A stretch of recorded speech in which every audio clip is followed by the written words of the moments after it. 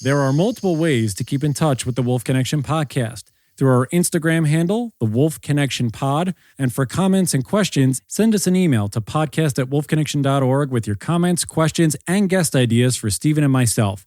You may hear your question answered on an upcoming podcast. Thank you for your support, and howls to you all. Welcome to the Wolf Connection podcast. I'm your host, John Calfa. Let's talk about some wolves. I have on this edition of Wolf Tales, Kacey Manjarrez. She's actually been volunteering almost 2 years with us.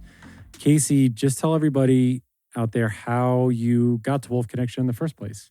A friend of mine was actually trying to find something to fill her time after she graduated college and told me she found a wolf sanctuary. And despite living in the AV my whole life, I had no idea. And so, I've always had a big passion for nature and I love wolves. And so I went and looked up their Walk with the Wolves events, and I couldn't wait I gave myself an early Christmas present, and I just fell in love with it right away.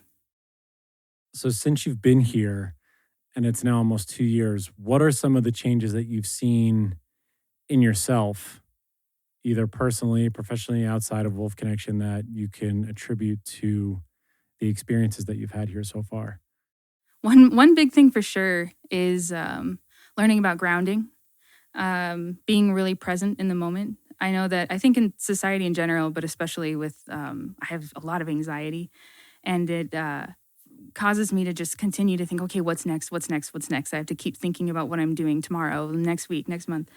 And here, we have to make sure that, everyone's getting the right amount of food and getting the right enrichment, and it's really important to be present in the moment, and not only to just make sure you're doing everything right and being efficient, but just to enjoy the time and enjoy the beauty of everything around you. And kind of like, sounds kind of cheesy, but like the beauty of the moment. That was really groundbreaking for me. I still do it now. Like, I'll come here, especially when I need it. But I try to take it home with me, to just kind of take a moment to take a breath and just appreciate the time I'm spending either doing something that I love or even just working. But that's really created like a great space for me to take my time and relax. What was that like? What was the first time you showed up and you went on that walk with wolves? What was that experience like for you, and what was the draw that eventually got you here? I'm going to be totally honest about it, because I'm a huge wolf fan, and it was so magical because it was a rainy day in March, and it was kind of gray out, and it was foggy, and we went on this hike through the creek trail, and it was just magical. It was crazy. The wolves were howling. They were telling everybody, everyone's on a hike. And it was kind of just echoing through the mountains, and we're following all these beautiful wolves. And there was something in the air. Like, I spend a lot of time in an office, and locked up in our houses in general. And so I hadn't really been out somewhere that was so wild. And then to have the wolves with us, and everyone was just kind of in sync, and I could tell everyone was so excited to be there. And meeting the wolves was so cool. I could just tell, like, there was a good energy around, and that really just drew me back. Like, not only to work with like people who were really passionate about it, but to be able to work with these animals that, have bonded with us forever and ever.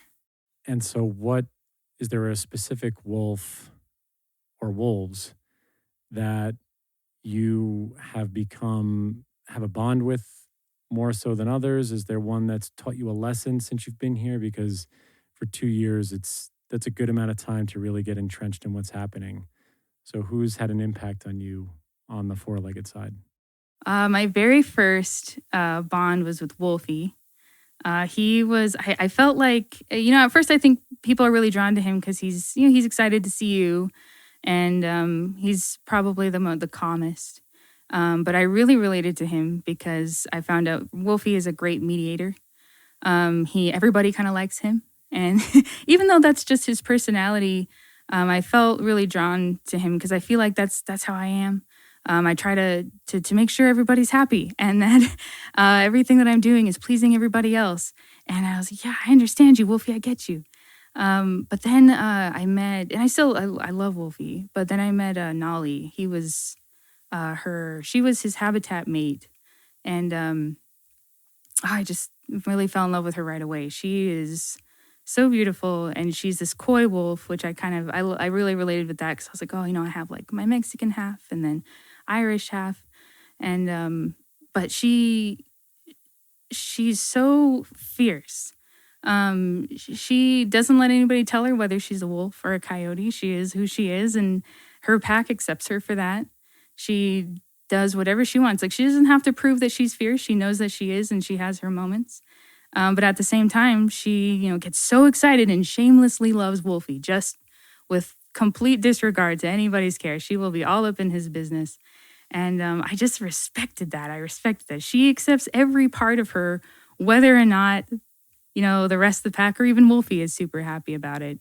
And that's something that I'm trying to take with me all the time is I don't need to spend so much time worrying about whether everybody else is happy, whether I'm doing, something that, I can't even think of the words, but I just need to focus on like what I need just as much as, what I can do for somebody else. And so I just, she really spoke to me in that way. Looking to support Wolf Connection or sponsor one of the wolves in our pack? Just go to wolfconnection.org, click on the Donate tab, and find out more information.